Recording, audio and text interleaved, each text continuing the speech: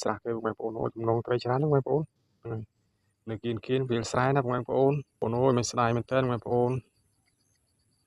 មិញវាខំស្ទូចដែរខំខុសបងប្អូនអូយឡើង1.1 គីឡូបងប្អូនស្ដាយមែនតើខំប្រឹងបងប្អូនអូយស្ដាយខំប្រឹងកបក់គេបានមួយរួចនៅពេលចំណែកខ្ញុំវិញ